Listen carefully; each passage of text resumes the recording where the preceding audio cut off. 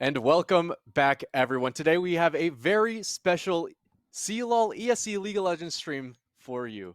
Today, your undefeated Miami University Redhawks are taking on the also undefeated Ball State University Cardinals in what will be an amazing clash for the first seed for ESC playoffs this April. I'm Isaac Rhythm Arredondo, and as usual, I'm joined by my friend and co-caster, Devin the Doc O'Connor. How you doing today, Devin? It's I'm not bad. I think I'm really excited. This matchup should be pretty electric. I think Miami, this is something that is incredibly high stakes for them. I think Yes. this is their last regular season match. Ball State, I believe, has one more based on their record down here at the bottom. But Miami, this will decide their seeding going into playoffs, which is incredibly significant. I think, and just like from a fundamental perspective, like mental wise, I think Yes. this matchup plays a big role.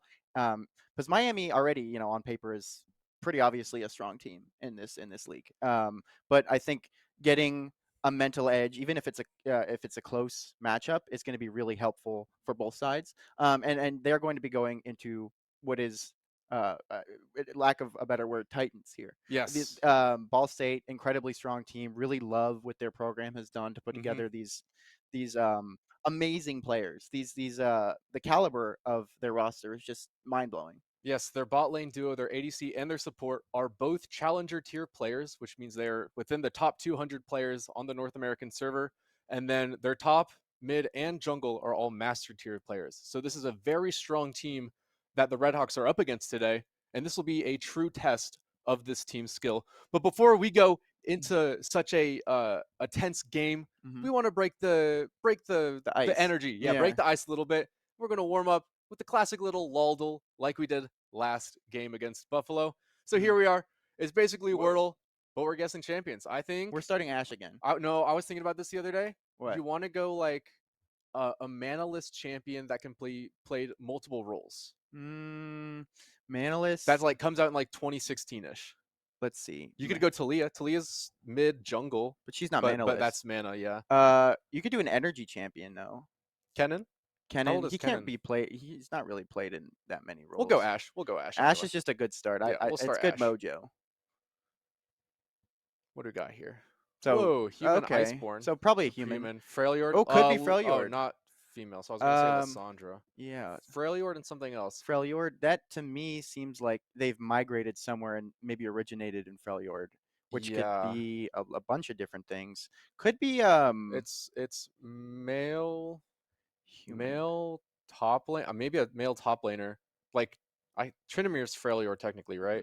Yeah, but he is not technically human. That wouldn't. Oh no, it's ranged. It's ranged. It's not Trinimir. It's not Trinimir. And it's also ranged. mana. It's also mana. Ooh, maybe a mage. I feel when I think Ice Mage, I think Lissandra right off the bat. Yeah, but she's still but in also Freljord.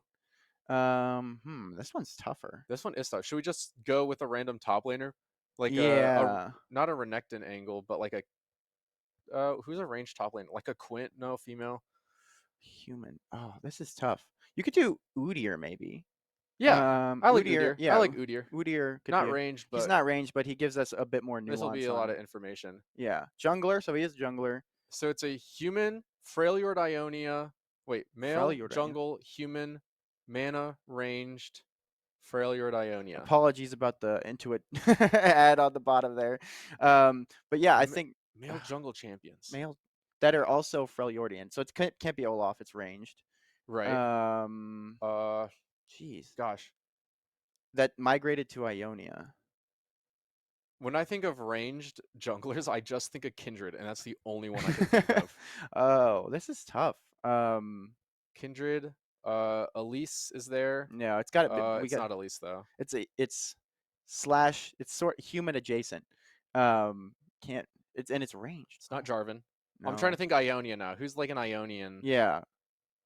Not I don't even Karma. know Ionian champions, bro. Let's look at. Think of Freljord maybe. I only think of Olaf. This is a difficult one Yeah, today. this is really This tough. is a tough one today. This is a good test. Human And it's junglers. maybe someone newer. Who's just a human jungler? a human jungler that's Human jungler. ranged? Oh man. It's not Karthus, it's not Fiddlesticks, it's not Shaco. I'm just listing things that it's Yeah, not. yeah, Hold yeah. on. Wait, maybe I can look in the background of the lol though. Get some inspiration there. Absolutely. Not Trundle. There's nothing coming to me. I think we just rip Yeah. something else. Yeah. What would be a newer champion that's ranged? Freljord, Freljord, Ionia. That's such a weird combo. Bel'Veth is melee. What if we just rip like something? Let's just rip Talia. Talia. I just want information. Yeah. Because this will also give us a year. Because Talia's 2016, I believe. So. Yeah. Oh, So it's 2016. 2016 champion. Who else came out in 2016? Camille, Zyricon, Ivern, Kled, Bard. It could be Ivern, but no, it's like half human though. Yeah. Because Ivern, I think he was an Ionian champion, but I'm not 100% sure. Dude, am I like? What? I'm blanking on this. Yeah. Dude, why what? is this so tough? Does this even 2016? 2016. I didn't play League then. No, this is when I started. Yeah. So I'm like, I remember the client background was Camille and Kled and Talia and Ivern. Arranged Freljordians. Let's just I kind of want to rip Ivern. Ivern, yeah, let's try let's Ivern. just go Ivern.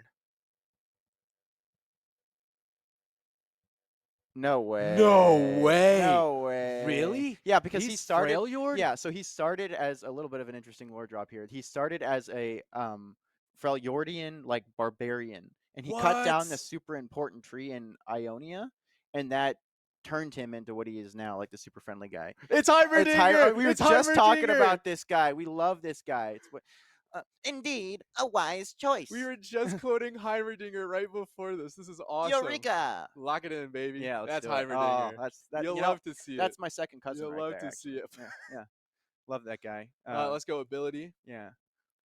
Let's see, what do we got? Ooh. Oh yeah, keep those. Well, actually, do turn off random rotation. Yeah, turn off. Keep gray filter on. What do we got here? Oh, that's Talia. Yeah, that's Talia's. R. I think it's Weaver's Wall. Yeah. Looks like Weaver's Wall. No, Unraveled Earth. It's E. Yes. Nice. Okay, we're back now. That was embarrassing at the beginning. I won't lie, because I knew the whole lore of Ivern, but I didn't know where. I wasn't like sure. Moji, yeah, let's bring it on. Let's rep it. I'm enjoying this. Ferris wheel. What? Spin. I think who spins? Garen spins. Yeah, but he doesn't spin like that. Yeah, Ferris wheel. Oh. Shaco maybe like Carnival. No, but it would have been like a clown emoji. Yeah, but it is a spin. But who spins like that? Garen, Darius. Like Urgot. You try Urgot? Yeah, we could try Urgot. Maybe they would do collab, but that's kind of like what I think of when he does his spin. No, Boomerang. Gnar. Gnar. No. It's not Gnar. It's not Gnar. Oh, what's her name? Sivir. Yeah, Sivir. Boomerang Blade. Yeah, that's got to be right. What? Wait, dead. Wait. Coffin, Boomerang. No. He doesn't have a boomerang. Not Yorick. Yeah. Wait. Who has a boomerang? Who has a boomerang? Oh, Akshan. No. Oh, wait. Akshan. Yeah. Try Akshan. He loves his boomerang. But what would the Ferris wheel be?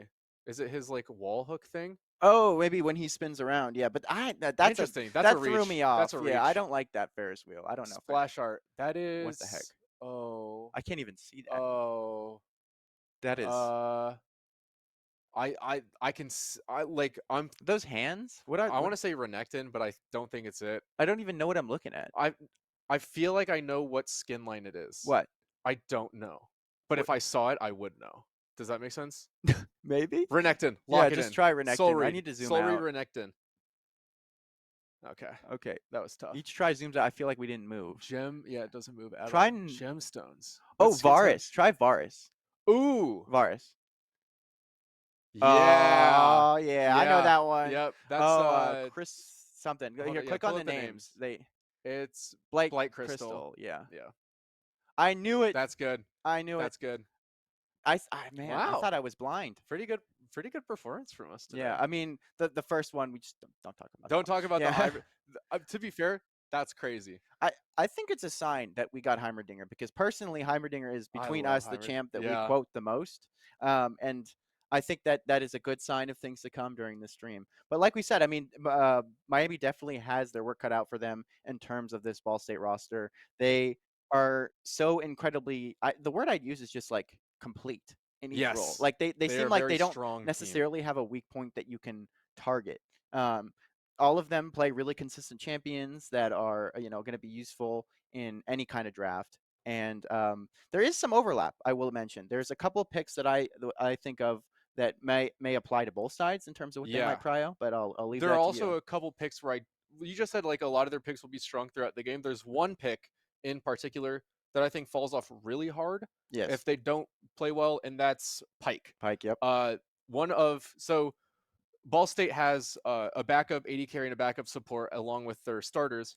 So we don't know who we'll see today. I assume we're going to see the full challenger, their starters in the Yeah. bot lane. But their challenger support, Quokka, plays Pike Yes. and loves Pike, most played champion, and has played it a bunch in ESC action. Yes. So if we do see the Pike, it's a really big early game threat, but it does fall off hard. I do for a moment want to talk about the rosters that both teams are bringing today, though, and then we can Hmm. talk a little bit more about what they bring to the table. Of course. For Miami, we have the characters that you know and love Yeah. that have been playing for the last couple of weeks. We have Final Boss of Ohio in the top lane, HBTX in the jungle, Quagger in the mid lane, Lord Bonk Bonk in the bot lane, along with Phantom as the support. And Ball State is bringing Silk Flannel, master Mm. tier player in the top lane, Remy, master tier player in the jungle, Wombat Baby, master tier player in the mid I lane, like that one. and then their bot lane challenger duo, Alaplane and Quokka. Quokka. Yeah, another note about that Pike that you mentioned. I think that's a good one to bring up, particularly because Pike is a champion that benefits a lot from an early roam. And Mm, given the changes to lane swaps, now they are basically just non-existent. It is impossible to pull one off. The ability of an early roam from a Pike, like obviously it's still going to be effective because the lane swapping only goes for about like three and a it's half. from Yeah. 130 to 330. Yeah, so it's not a huge window of time. So it's mainly used to address like the immediate lane swaps. But if he tries to go for a really early roam, I mean, that's something that is going to be a bit negated. But it is not like subtle Yeah, because it'll tell you, it'll warn you you're about to activate this. So I think a very early roam, mid or top is not something that, or is something that might be, is likely out of the question. But that is still something to keep your eye on because the time frame is a bit more generous in terms yeah. of when you could pull that off. Whoever scheduled the ESC games this week did me, or sorry, not this week, but this season did me a great favor because throughout the season, Ball State always played the team that we played the week previous. Yeah. So I would, to prep for the games, I would just watch Ball State stream. So Mm-hmm. I've had a lot of time of watching this team. And you mentioned the early roams from Pike. They love map play. They Yeah. love moving around that map. Quokka roams a ton on that Pike, very slippery champion. But also Remy likes to play champions that can facilitate dives in a sense. Mm-hmm. They've been playing a lot of Elise, especially lately with the Elise jungle buffs that we've Mm-hmm. got. Has been playing a lot of that. Jarvan has been played by Remy a lot as well. So those are things that we're going to look out for into this game. Their mid laner Wombat Baby plays only really two champions Yeah. in higher Comfort picks. yeah, Yeah. comfort picks. They play Corky and Mel. Their Corky it looks pretty good, but their Mel leaves a little bit something to be desired. It's not something where they're carrying the games, Mm-hmm. but they're more being a facilitator for that bot lane duo. Yeah, and Mel is a champion that's still incredibly strong just based on kit wise. I think that giving this champion items, giving this champion any kind of lead is incredibly dangerous. And even without it, so much wave clear, so much poke, Yeah. so much ability to harass, especially with that W ability, is like a pocket Zanya's. But I think we are going to be heading into draft really quickly right now. The teams did opt to do an online draft before live draft, so we might see some picks that we'll be questioning, but those are most likely because they're taking out of order. Yeah, they're going to be picking in order of their position. So Final Boss of Yes. Ohio will choose a top laner, HBTX jungler, etc. So yeah, we do see the Pike band almost immediately as well as the Shaco. And these players are so good. That they've been HBTX has encountered a lot of them Yeah. in very high rank play, so they might be a little bit familiar from solo queue. Some of the patterns, some of the tendencies of their opponents. We also know that some of our players, the Miami players, are pretty good friends with some of these members of Ball State. So this is a very fun matchup for I think both teams. But we do see Hue being banned on the side of Ball State. That's great Respect. respect. Yes, Yeah. that's the word to Lord Bonk Bonk over there. And Bessa being banned as well as Varus and Aurora from Miami. Okay, so we have a classic Rumble Jax matchup, and we do see Ooh. the Karthus coming through. That is a bold pick to give over to HBTX. Looks incredible on that pick whenever he's given the ability to play it, which is very rarely. And immediately we see the Rumble Sejuani.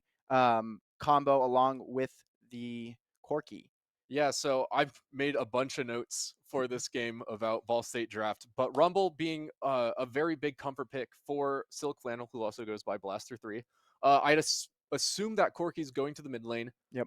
We know that Wombat Baby loves that champion, but it also sets up a possible like AP bot lane that Yes. Alaplane could play.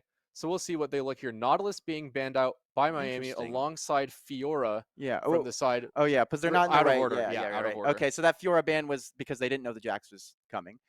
Quaker gonna lock in that Karma classic pick for him, and we do see some respect bans thrown towards the support in Quokka or Quokka.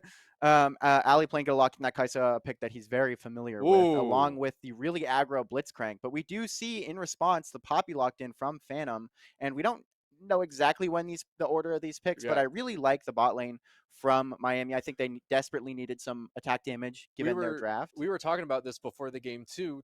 Speaking about Ball State's how they like the tower dives and things like that, giving Lord Bonk Bonk a champion like Ezreal who has the agency to move around and some protection, some mobility to get out of sticky situations. Yeah, So definitely. I really like this draft from Miami. Definitely more of a poke style draft where they can try and get the advantage in a team fight early on by getting some chip damage in, having just really a significant range advantage. But I'm really interested to see the impact the Blitzcrank can have. Quokka, no stranger to hook champions. I think Hmm. that, Blitzcrank is such a fantastic disruptor. We've seen Phantom play it to great Oh, oh effectiveness. my gosh, his ultimate when the Ornhorn to cancel Yeah, the oh my because there's gosh. incredible amounts of the Blitzcrank, despite surface level appearances, has a very high skill ceiling. There's a Yeah. lot that you can do on this champion to make it such a nightmare to play into. I like the Poppy a lot. I think it's going to get value into the Sejuani to stop some of those knockups from the queue. The And Arctic Assault. yes, Yeah. the Arctic Assault. You're right. And I really like the Kai's obviously a very big comfort pick for the ADC of Ball State. So I think both teams walking away pretty happy in draft. I think that there isn't really any glaring I don't know about that pick. I think a lot of what was expected to be taken was. So definitely, yeah, I think this will be a good showing of where both teams kind of stand in terms of equal champions. I think there isn't really. I mean, I like a lot of what Ball State put together, but I think Miami has something great in response. This is like a very quintessential Miami draft. Yes. You give Quager a control mage in the mid lane who plays a little bit more supportive Yeah. to help both the jungler, top Mhm. laner, and the AD carry. Lord Bonk Bonk, just great player on the Ezreal, and I my think my weak side king. yeah, just a great champion for a matchup like this, which gives him some agency to move around.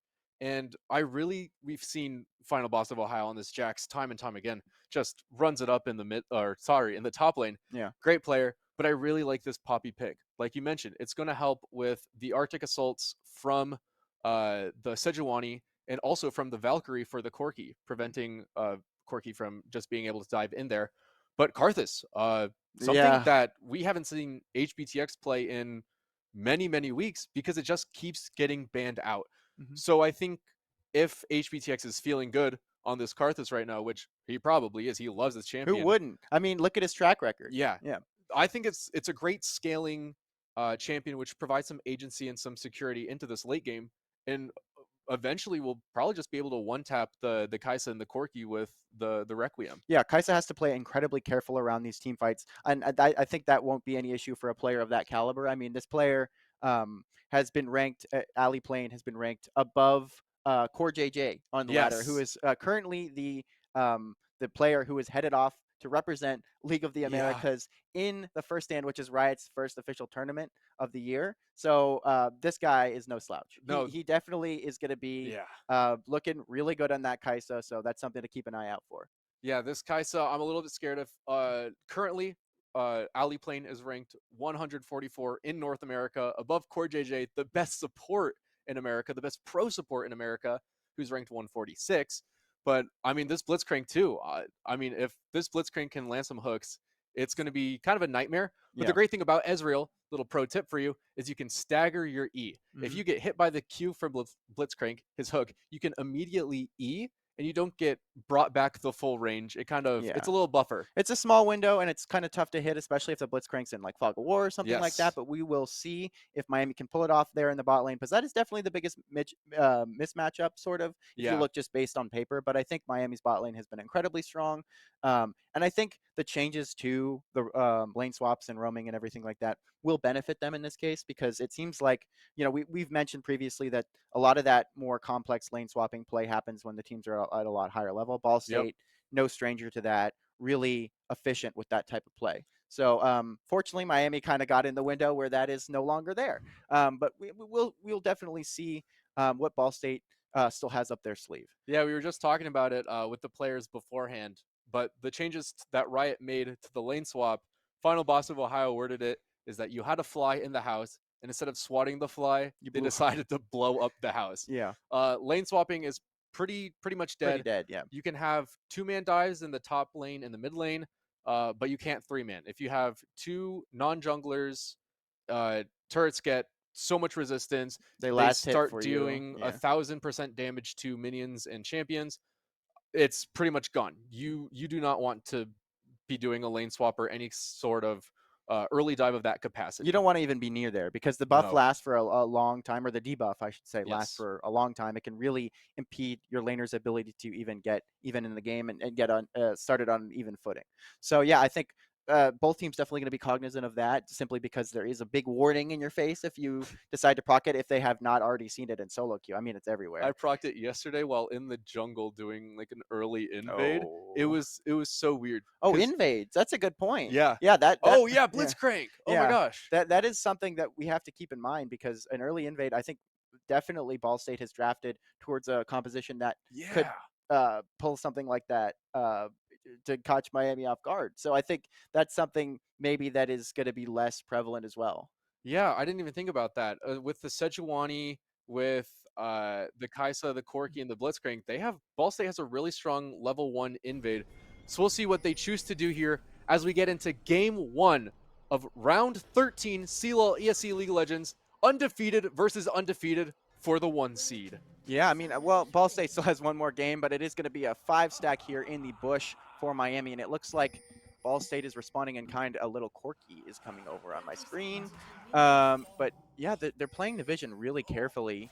Remy, This could be really dicey. oh Kwaka's looking for a hook over the wall. They know that they're there. Remy's going in. Phantom is going to stun him into the wall. And that's going to be first blood for Miami to start off the game. yes, an immediate flash to get back over the wall, and that is a trade in Miami's favor. I mean, the summon are going to be used from Quagert, so that can be punished in a bit, but really, Miami got the jump on them when they should have been in a position where they were inherently at a disadvantage. So really great start there from Miami. Yeah, that was great setup. And Remy just, I don't think they even got a ward down, just trying to No. face check the brush. And now they're here in the red buff. Yeah. Oh, we do see a Oh, DC there, immediate pause. But yeah, I think, again, an unexpected start from Miami. I think they played it really well. yeah. I think it could have gone really bad if it wasn't face checked immediately by the By the Sejuani. social, Yeah, I yeah. think that allowed Phantom to get that stun off. Miami has enough burst damage to get that immediate kill, get the first blood, which isn't worth any more gold, but it is progress towards the. I actually Is do it? think it's still 300 gold because Quagert did back and buy boots. Okay. So I think it is Yeah. still worth 300 gold, which I Or thought they took yeah, out. or no, it used to be worth 400 or Oh something. yeah, Yeah, but now yeah, it's 300. yeah. Yes, So it's so they have worth a boots. normal kill, but it also is progress towards that feats of strength. Yes. Um, it's not just first blood anymore, but you have an early lead towards that 3 kills that you need for the feat of warfare. Um, and yeah, I think Miami playing it really well. I think a little bit uncharacteristic. I would have imagined that Ball State kind of knew something was up. They played it Yeah. slow, but then without warding. Because if Blitzcrank got a hook down without the face check, it would have been amazing for Ball Yeah, State. I'm curious as to why Blitzcrank just didn't throw, because if it was a 5-man like they kind of were set up to expect, Yeah, they would have at least grabbed one person and probably would have been more BSU favored. So I if they think, just got the flash, yeah, yeah. so I think Quokka probably should have led with the hook before Remy face checked. But hey, I'm not complaining. Yeah, we'll Quaker's take it. 1-0 in the mid Yeah. lane right now. Yeah, Quagert will be starting off with that early kill. Flash down though, so we'll see if they decide to exploit that. I'm sure they will. Oh yeah. But we definitely have a situation brewing in the jungle here as well. I don't know how it procs with the lane swaps. If it They should be fine because they're on the bot side, so yes. nothing should Oh yeah, happen. yeah, yeah. You're It's right. closer to the mid lane. I think near Raptors, like the top side of the red buff alcove is when it procs. Yeah. So they'll be good for right now, in where they are. Yeah, maybe they can find another return kill. They have all the members there that they need. I'm confused if they were spotted before the pause happened. There was an I immediate disconnect, but I think they were still in the I don't bush. believe they were because Yeah. Remy was coming down from the Raptor area. And so we saw Remy come out of Fog of War. I don't think they had anything in the bush, but I think it's HBTX, Phantom, and maybe Lord Bonk Bonk who Yeah, I are all saw grouped Lord up Bonk Bonk there. there. Maybe one of them was dragging behind a bit, I Yeah, think. But it was at least two members in that enemy jungle on the red side. Yeah. So I think Miami primed maybe for some more action, yeah. but we'll see. Yeah, hopefully the pause doesn't last too long. It looked like the ADC of Ball State, It was or the it mid was laner. mid laner. Yeah, Yeah, the Corky disconnected, which is really unfortunate. Bad timing. yeah. But we'll see if we can get that resolved. We're going to go to a quick break. It might be very quick, but we'll see.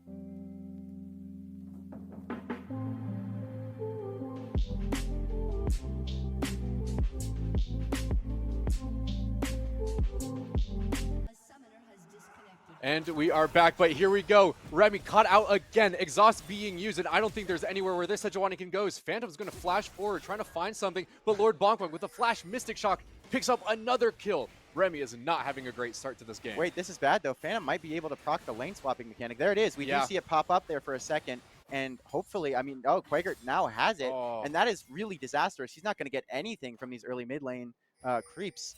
And, you know, really positive play from Miami. Don't get me wrong, but let's maybe take it a little bit slower. We have to be cognizant of the changes that took place in the patch. Final Boss of Ohio brawling up here with his compadre in Silk. I'm going to call him Silk, even though his name is Blaster. Yeah. That's how we know him here. He's a friend of the Miami program. So, yeah, I think really beneficial start there from Miami. Yeah, the procking of the lane swap, whatever they called it. The debuff. Yeah, whatever, the debuff. Yeah. It sets Quagert behind a little bit, but it's not that big of a deal because in the mid lane it's only a 6-second debuff. Meanwhile, in the top lane it's a 20-second debuff. Yeah, it's brutal. And Quagert already got some EXP from the first kill on Remy. But here we go. Wombat Baby's just kind of what are they looking around for? Oh, they're seeing if the red buff's yeah. alive. Yep.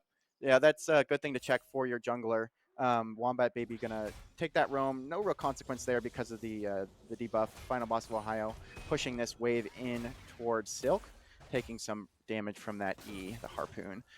Yeah, I think Quokka is really going to be the guy to watch in this early game because landing those hooks, especially at this pivotal moment in the game, is going to be super important. Yeah, and I think Lord Bonk Bonk and Phantom are paying great respect to that bot lane. You saw them when they didn't really have a wave of minions, they just ran under tower and waited for more to come. So I think they're going to be playing off a little bit of a back foot here in this bot lane. But once HBTX gets a little bit strong, I would assume we're going to see a lot of ganks in this area. Yeah, he likes to go pretty aggressive towards the bot side. So I think that Miami is going to definitely be keeping an eye out for that one. Quaker trading some damage back with that summon Airy. Likes to play, like we said, more of these supportive mage style picks, the Galio, certain things that, he can be a bit more weak side, but it still have a tons of utility in these late game fights. And I think Karma is just such an amazing pick.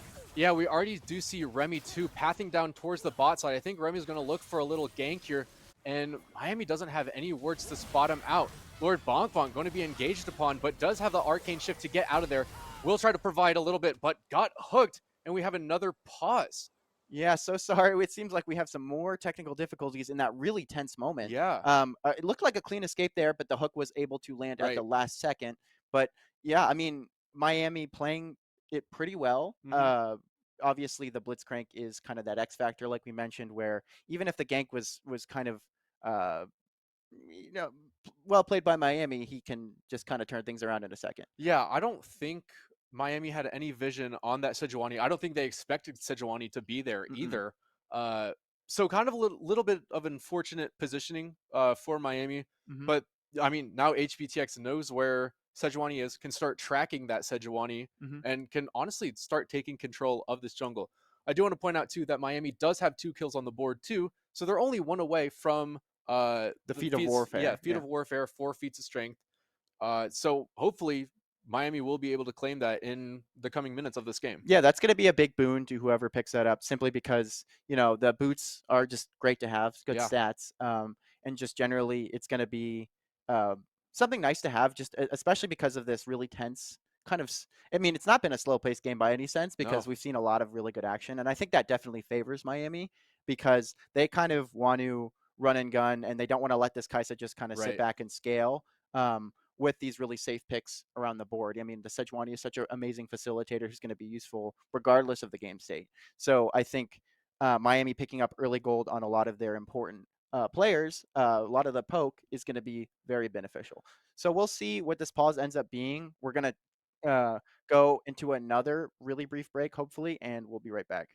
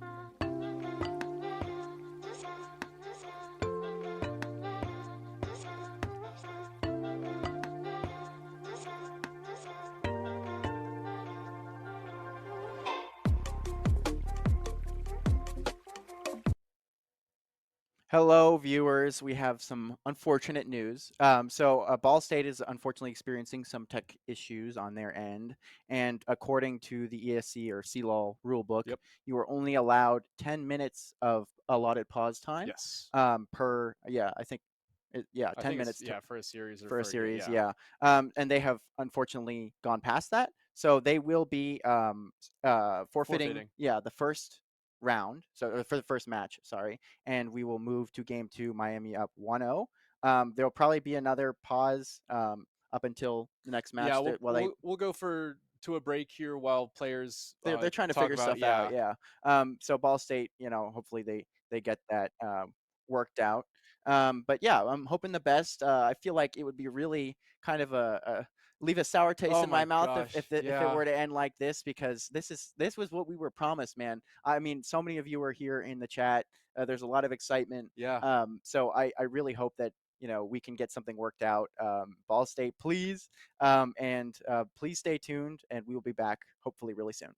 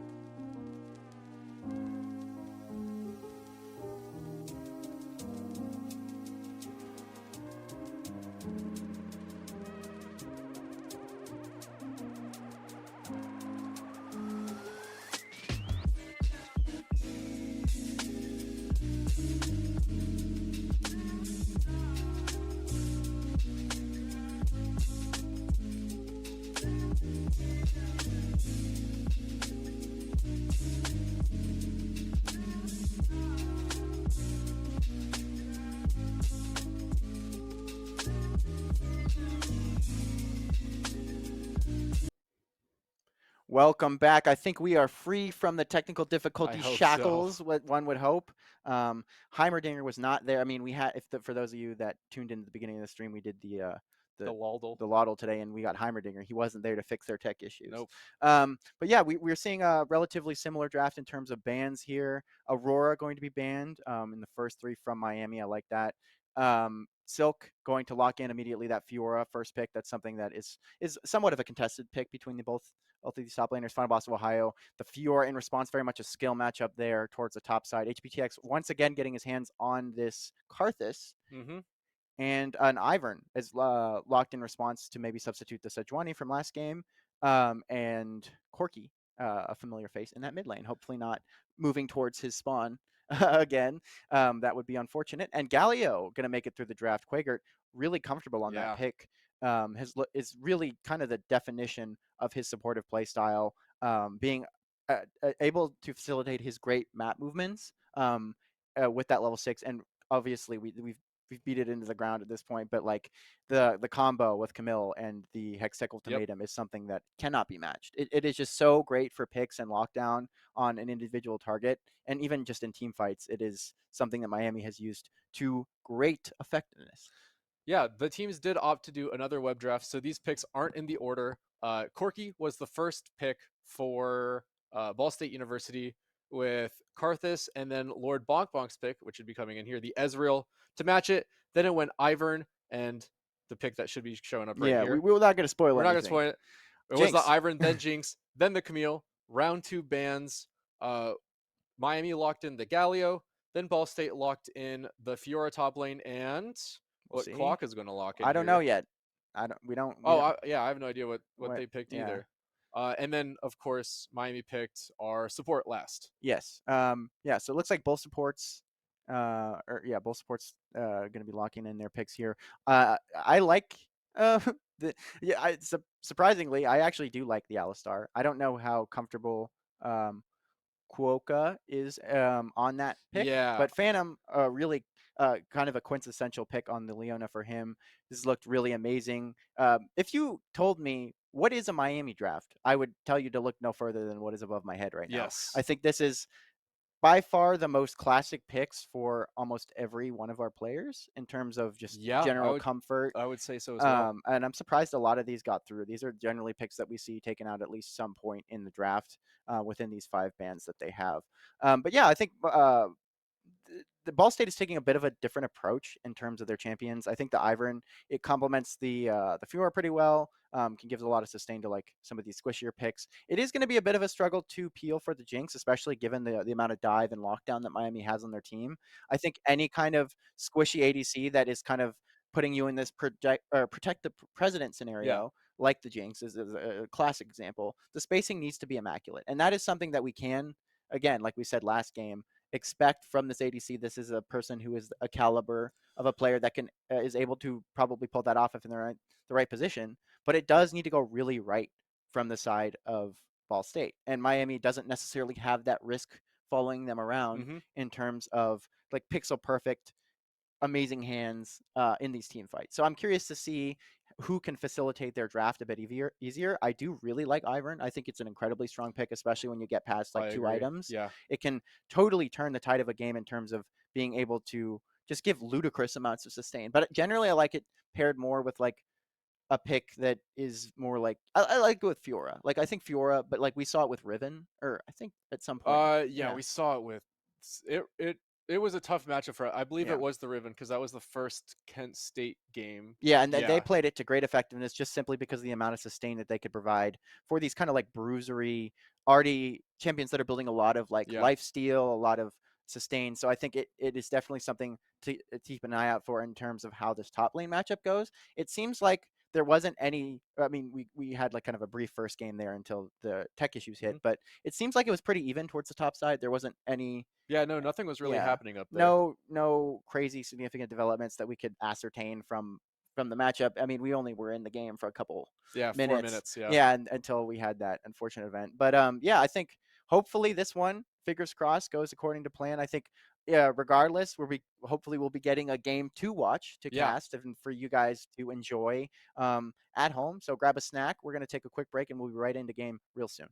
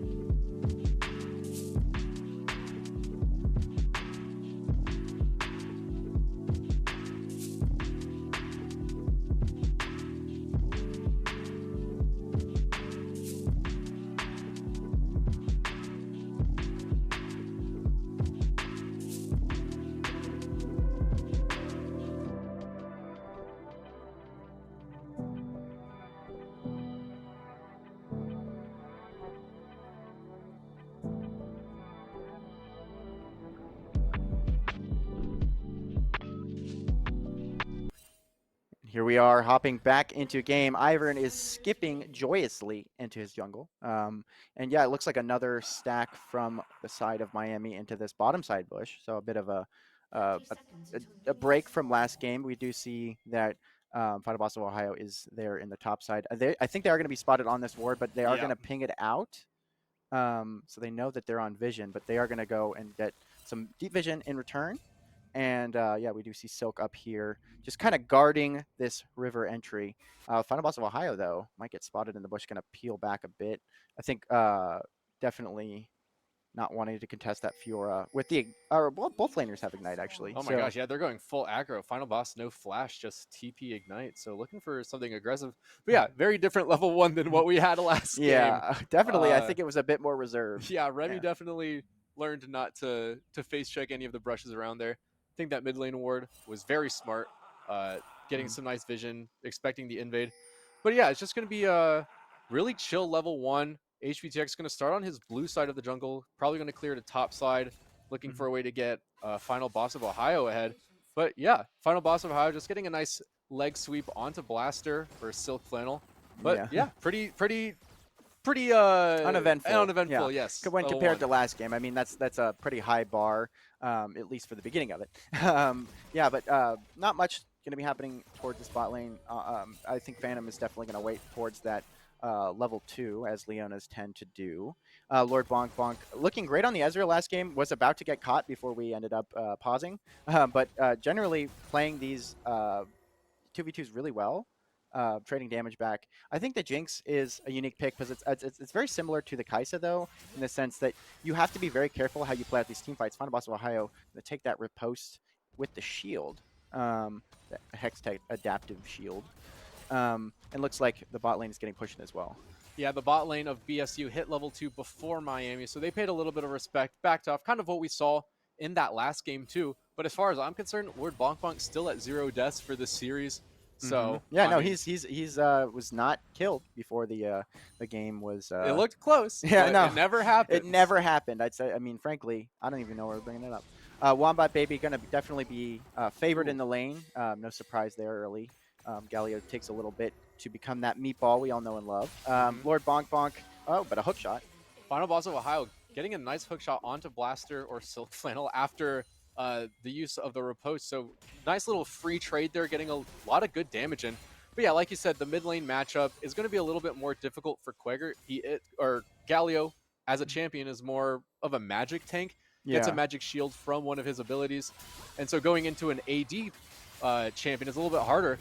But Flannel's getting really aggressive here. Final Boss of Ohio will be taken down first, but HPTX is here to provide a little bit of help. Will flash forward, but Blaster's just healing up so much on this Fiora. I don't know if HPTX can get anything done here. It's looking a little bit of desperation, but Silk Flannel going to start off this game with 2 kills to none. Yeah, and the immediate TP back into lane from Final Boss of Ohio, and that is just not what you want to see. While HPTX did have the first move, but Final Boss of Ohio just didn't, or maybe underestimated the Fiora's burst damage. She was able to land all her abilities and just take him down. And then with the Ivern close to follow, HPTX just didn't have enough to be able to take down the top laner. So really rough start. That's going to be 2 kills immediately over to the Fiora, which is definitely not the target It's where you not want the ideal. gold. Like No. Ivern is not great either, but at least maybe it's not as felt. But I think those 3 longswords that he was able to pick up definitely going to not feel great for Final Boss of Ohio. Yeah, Ivern already completed the boost of Lucidity, which is going to help with those cooldowns. So going to be able to shield a little bit more frequently. But also we already see a CS lead kind of building up in the mid lane, which is kind of what you expect with a range into melee matchup. The Corki does have 10 more CS than the Galio for the side of Miami University.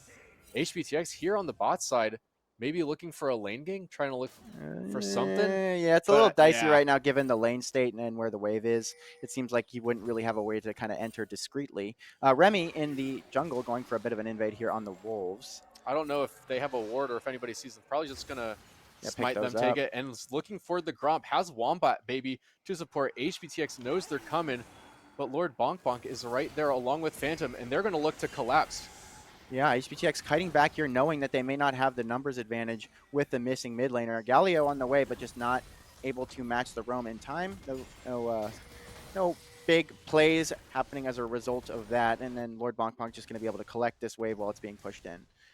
Yeah, a little cheeky invade from the Ivern. Ivern is so good at invading because the camps are essentially, oh my gosh, Final Boss of Ohio being taken real low. Yeah, we're already seeing the result of that initial 2 kills. Yeah. The amount of pressure that Silk can generate from that initial lead. 3 longswords plus the sustain from Fiora. That's just a tough matchup no matter what. But like I was saying, Ivern has this ability where he sets marks, and then once the mark is set, he basically harvests the monsters. Hold on, we got an early roam. It's still, we're outside of the lane swap timer, so I think Final Boss of Ohio doesn't have any idea that this is happening. Sets the ward, does get knocked up, but will just be able to get out of there. But Ivern can also smite those marks instantly to just instantly get them. So that's why Ivern is so good at invading, and what you saw there at those wolves a bit ago. But Quokka up here on this top side, Remy and Wombat Baby also providing support. I think BSU is just going to take the first 3 grubs. While the bot lane of Miami backed, and Ezreal does have that sheen, so his Mystic shots are going to hurt a little bit more. Quokka's still in the area, maybe looking for something. Hook shot, great buffer on the headbutt from the Alistar, Final Boss of Ohio. Just great use of his abilities to avoid that really sticky situation. Meanwhile, Hold on. HBTX in the bot lane are going to look towards that dragon, but Kwaka is still here along with Silk Flannel on final boss of Ohio. I don't know if they're going to try to take it or just put some damage into this turret, Yeah, but looks. Remy is up here as well. Final boss of Ohio getting knocked up under his own tower. Kwaka is aggroing the turret. I don't know if they'll find the damage to take the kill, but that will be Feats of Warfare claimed for Ball State University. And the Jinx Ooh! also claims the dragon. That is an unfortunate series of events for the side of Miami University. Yeah, Ball State coming back with a vengeance here, having just the perfect pixel timing on that rocket to find the Drake. And that is going to feel real bad for Miami. Remy strolling here through the mid lane, realizing that he didn't really have to do much to get both objectives. I don't know if they had vision on that or if that was just I think it was a blind. total. Yeah, I think that was Yeah, a blind soul read from Alaplane. pretty That was insane. Yeah. an insane play, but that is not the start that Miami University wants to be here with. No, I think Miami definitely not going to feel great about that one. Not because usually it's a trade. In most cases, Yep. for our viewers that maybe not are not as aware, those little 3 purple things that they were hitting towards the top side of the map are the grubs. And oh, hold on. Kwaka hex flashing into there, but just will get the knockup onto Phantom. Nothing on Lord Bonk Bonk, but he's laying down a couple of Mystic shots while Alaplane is getting those rocket autos into Phantom. Phantom forced to back off here. Yeah, like I was saying, usually that you trade the dragon, you get one or the other in most cases, unless the game is looking really one-sided. But with that steal, Aliplane going to buy his team a lot of time in terms of the objectives and get them ahead in both departments. Yeah, Lord Bonk Bonk down here by himself on the bot lane.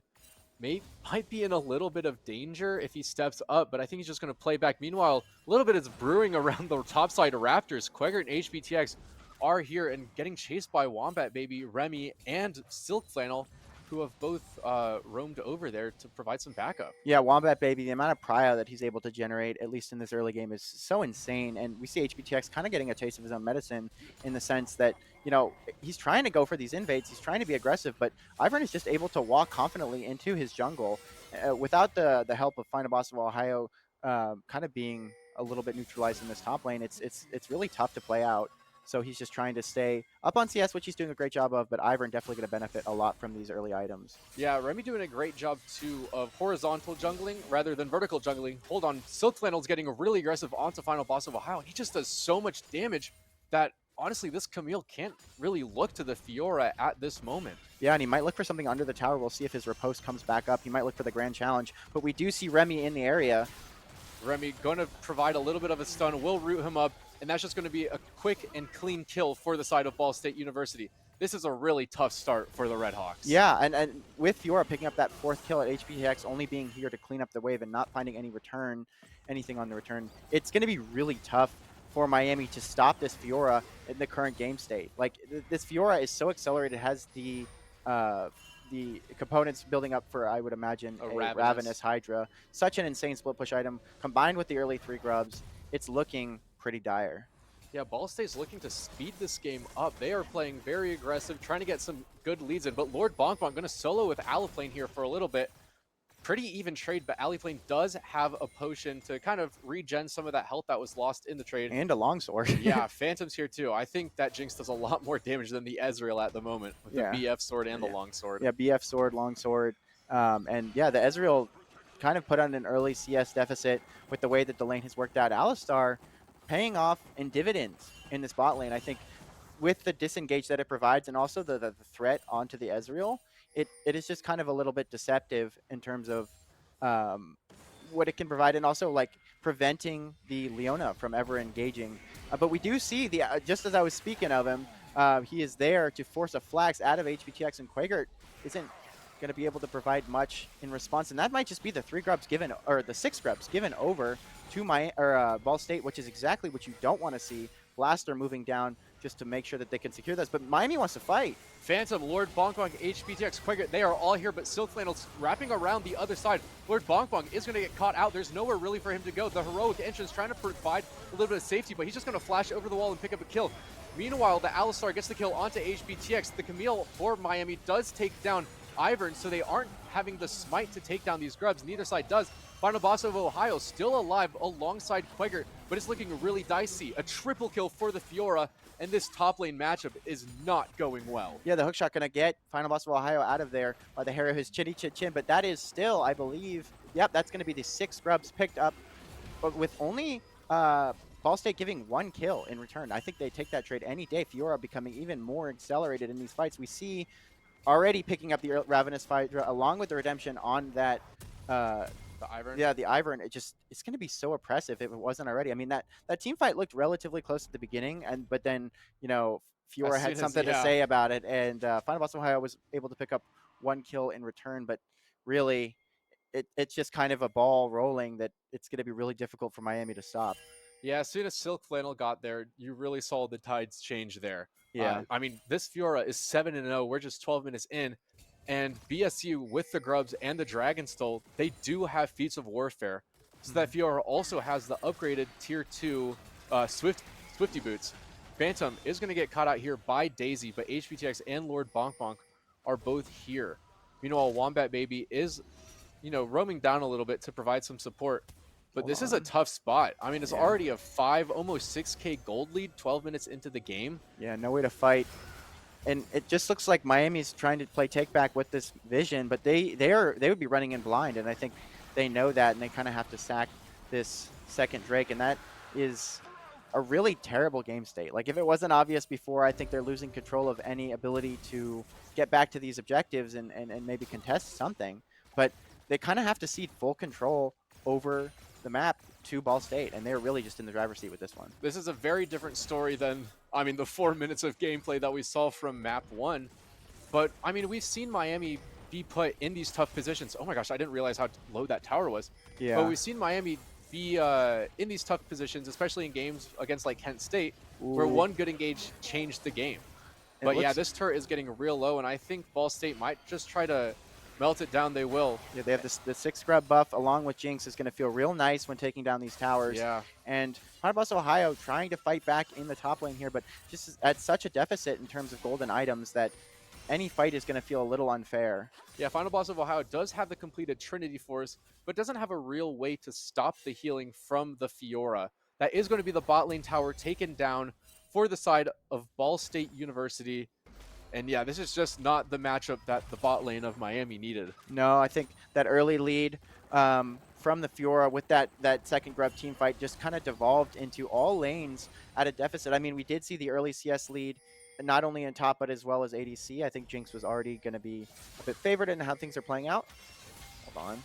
Yeah, Final Boss of Ohio getting taken down a real low. Great hook shot to escape. But we do see a lot of CS leads opening up here. But Silk Flannel, might just be looking to melt down this tower. Like you mentioned, does have the grubs, does have a lot of AoE from the Ravenous Hydra. In the area, HBTX going to be spotted there in the back. Heroic entrance being used by Quaggart to provide a little bit of help, but there's just nothing that they can do. The turret is going to be taken down by Silk Flannel. The Super Mega Death Rocket will collide onto Quaggart, but meanwhile, the members of Miami University are just being melted down by this Ball State team. Yeah, I mean, there's not much they can do. Final Boss of Ohio going to try his best to defend this push on the tower, but they can take this so much further. I mean, the Ivern just providing so much sustain and shielding, and that's just an inner going to be given over at 15 minutes flat. Daisy going to say thank you, and they're going to walk into Miami University's jungle like it is their own. Meanwhile, Aliplane was mid lane that entire time and was able to pick up the outer tower of that mid lane. So that is all 3 outer towers claimed for Ball State University, along with the top side inner. Yeah, I mean, I think more items, more gold on this Fiora. No one's going to be complaining about that on Ball State. Corky picking up the 5 assists. Pretty nice looking KDA there. And Ivern just doing Ivern things, no shocker. And Jinx is just allowed to scale. I mean, she can kind of just sit back, stack up items, and if anything does go wrong, she's kind of their insurance. I mean, there isn't much that you can do to mess up at this point for Ball State. I mean, they have the gold in all the right places. They have the safety net that is Ivern as a champion. They have Corky as well. But, I mean, combine that with the Jinx, and it's looking like curtains.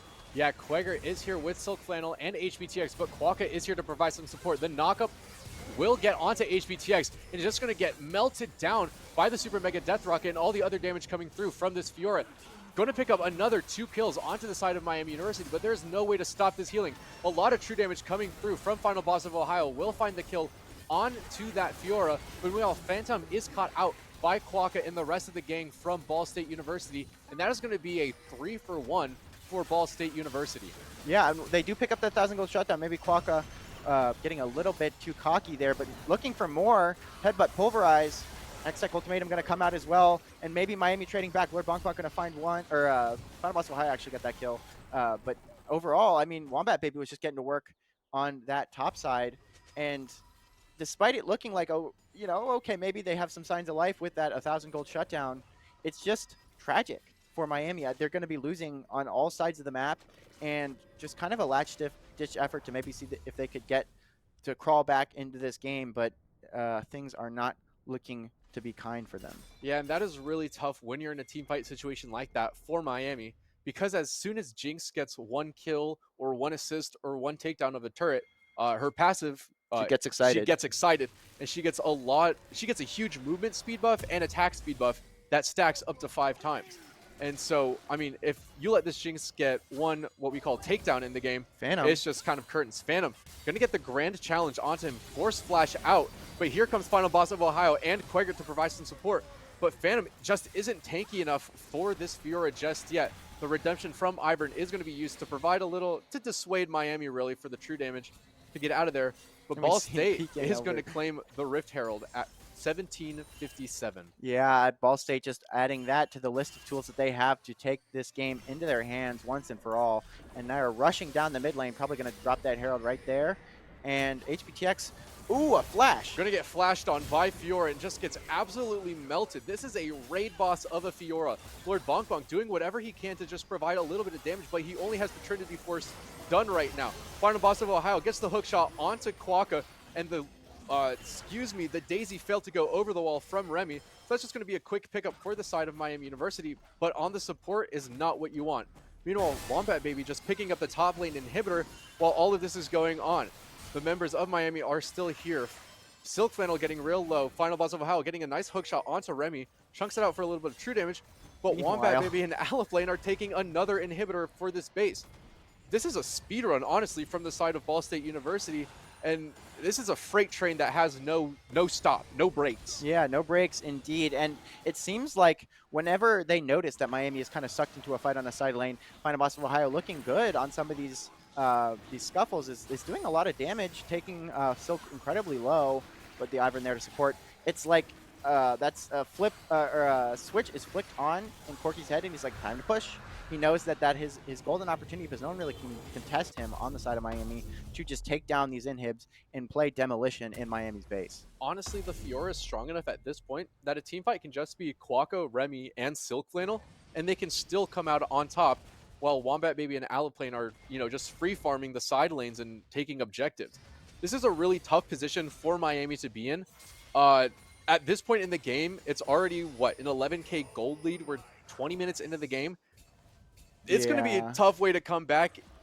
It's looking pretty doomed for the side of the Redhawks right now. I mean, maybe there was some hope with some of those earlier team fights, but with every kind of trade back in kills that they were able to get, trade back in goals, not only did they still have their jungle basically seated, they were forced to kind of give it up in terms of any kind of prio that they would have. Hold on. Quokka Hex Flash gets the two-man Pulverize onto the side of Miami University, and the Redemption provides so much true damage onto the side.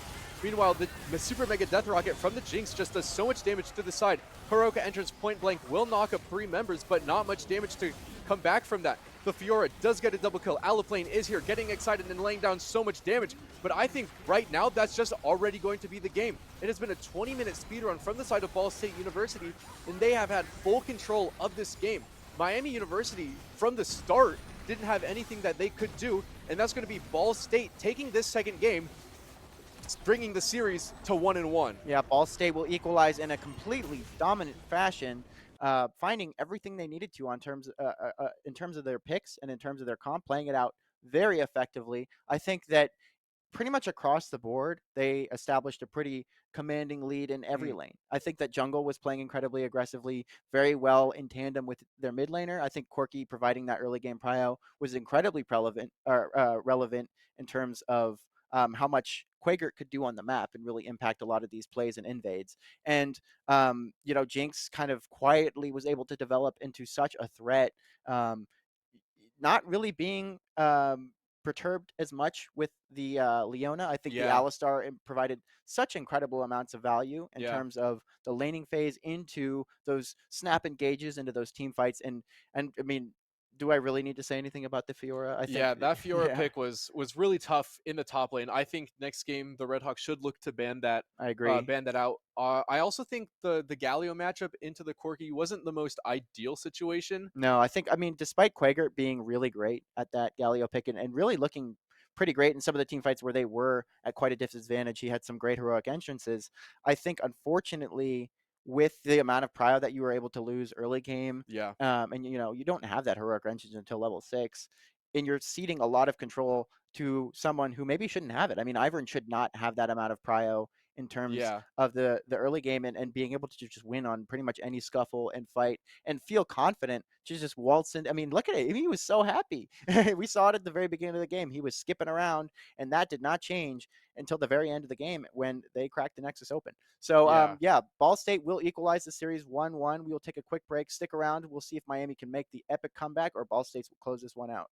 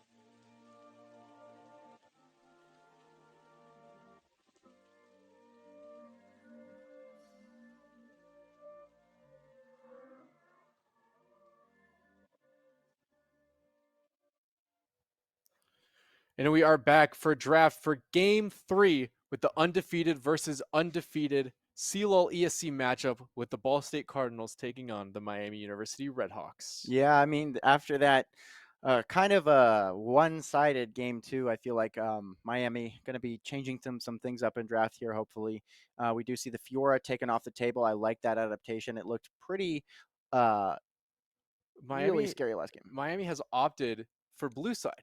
which Ooh. is something very different than what we've seen. We usually go for a red side pickup. Yeah, oh my Whoa! God. Okay, Okay, okay. Did I really okay. just see that? Okay, so some context for you. Final Boss of Ohio, an incredible Gangplank player. We do see Jace picked up in response a good kind of ranged melee hybrid into that. It can get rid of some of the barrels. But Final Boss of Ohio was at one point, I think, #1 Gangplank in North America. He was actually shouted out by what's his name?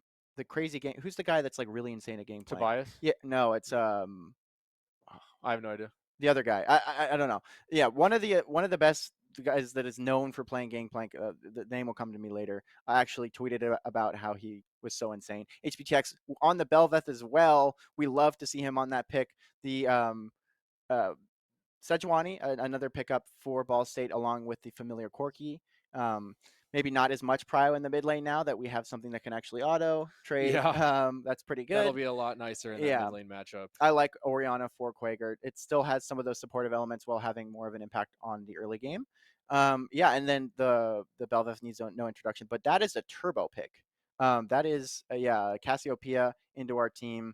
Definitely kind of cripples the Belveth a bit in some of these team fights, but we do see the Varus locked in. That worries me a bit just because I think Varus is an incredibly strong pick. It's good, but it can be quite vulnerable, and the Chains of Corruption, need to be used in a way that is really good.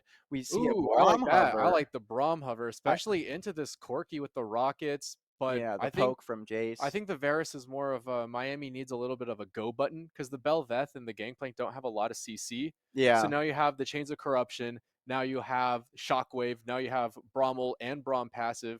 I kind of like that. The Cassiopeia, kind of a crazy pick, honestly, yeah, with the Leona to round out Ball State's draft. So this is going to be uh, Cassiopeia being played bot lane yeah, with ADC. Corky in the mid lane. This is going to be this This is is gonna be two dicey. two interesting drafts from both This could teams. either go really well for one side or really bad. I think that the Cassiopeia bot lane maybe not as unconventional. I mean, all of Miami's picks make sense for the role that they're in, and all of them are picks that Miami has shown to be prevalent on. I mean, the Braum is a little bit of a question mark for me, but I feel like that's pretty hard to mess up. It's pretty good value, just kind of regardless. Um, but I think Miami, I really like this because you know what this is reminiscent of to me. After what we witnessed in Game Two, What is it reminiscent of? the Fly Quest Gen G series, where Oh, they decided to, they were like, okay, on paper, we might be at a bit of a disadvantage, but yeah. if we pick something that is unique and true to our style and that they won't maybe see coming, they don't see in solo queue a lot, then that is something that can maybe take them off guard, can allow us to maybe pick up a cheeky game here and there. And I think that it is Miami's best option here. Right. I think if you pick something really conventional that you're known for playing yet again and don't really change much and don't do something kind of drastic, I think that you might get a repeat of game two. That's definitely something that is on the table because I think Miami has the capability to develop an early lead. We did Hmm. see in game one, well, albeit brief, it was Two great yeah, plays in the jungle, yeah. getting 2 kills really early. Yeah, Uh, so kind of that spontaneous yeah, movement and playmaking from Miami is really what I see them getting the edge in this series. I think Miami just needs to play a little bit unpredictable, honestly, Yeah. a little scrappy, Mhm. for a lack of a better term, because this Ball State team is very methodical and very organized. Yeah, kind of like the Genji play style, like I'm saying. Yeah. I feel like these players are methodical with how they build their leads. They're careful in the team fights. Their positioning is good. And when they do realize that they have that gold advantage, they will make it known. They played excellently in Miami's jungle, taking it over, getting vision, denying vision on any kind of objectives, and using their own calculated playmaking to just kind of snowball the lead into a place where Miami just kind of was waiting for things to wrap up. So yeah, I think I like the adaptation a lot. I like that they're maybe trying something that is a bit uncharacteristic. I think all of these champions, like I said, while they are maybe not something we see as often from some of the players, I think that it is definitely a welcome adaptation. Yeah, I think we have they did another online draft, so the picks were out of order, but we do have the order that everything was picked. Varus was the first pick overall for the side of Miami University. Hmm. This is not a champion that we have seen Lord Bonk Bonk play yet this No, regular season, but there was confidence there that Miami chose to take Varus first round. I'm surprised that they didn't take the Corky. That or Corky. Like that's Yeah, something that Lord Bonk Bonk has played in the past, looked good on in team fights. I think that if he were to pick that one up, because they did opt for the blue side. I think, maybe you're giving something a bit dangerous. Maybe there was a matchup he was afraid of, but maybe that's just me. I'm not in the room. So, To your point, doing my research prepping for this, Alaplane has been Mhm. playing a lot of Cassiopeia in the bot Oh, lane right okay. now. I think 15 games in like the last couple of days. So I think that's why we didn't go for the Corki. But I mean, it's just a yell of confidence from Lord Bonk Bonk to take this Vera super early. Quaggert, great on the Oriana, and Hmm. it allows a little bit more, like you said earlier, of agency to trade with that Corki in the early game. This is where we get to my question mark, because the third pick for Miami was the Belveth, and Yes. this is something that, if you did the scouting, is a little dangerous to lock in, especially Yes. because it is such a pick that is dependent on mobility, dashes, and just being kind of a slippery little, like what a manta ray is what she is in these team fights, and we've seen HBTX do that on multiple occasions where he is just kind of dip, ducking, diving in for these team fights and dodging all sorts of skill shots. But when you have that grounding from the Cassiopeia, we've seen that as well, where Hmm. that was, I think it was Northeastern actually that piloted that into them with great effect, because it was such a game changer as how Miami can play out these fights. Because I think a lot of this too is Belveth is a ball delivery system for the Oriana in terms of Yeah. the shockwaves, and the grounding is going to make that so much more difficult. But here we are into game 3 with both teams' undefeated record on the line to see who goes first in ESC League of Legends regular season. Yeah, I like this Jace pick. I mean, I know that it was a counter pick from Final Boss of Ohio locked in that Gangplank last. We are going to see another 5-man stack up here. They And do see Silk Flannel up here, but he's just going to be forced to back off. yeah, he has that extra movement speed from the form change. He's under his own tower there, but hold on. I don't. What are we doing? Getting a little bit Uh, bold here. yeah, we do see that wards have been placed in the bot side jungle of Miami University. Remy laying down a ward onto those raptors, and Alaplane just sneaking around Slithering like a through. snake. But Yeah. the members of Miami are going to be spotted out on this ward here Oh, I don't on like the this. brush outside of the red buff. I don't believe sweepers are up. You'd have to Yes, know. HBTX has used his sweeper, so they do know where HBTX is on this Belveth. Yeah, you'd have to know that this might be a possibility, and it looks like Corky is going to look for an early collapse, and Sejuani is moving as well, and this could spell bad news for HBTX. He doesn't have the ability to go over the wall. Still has his flash.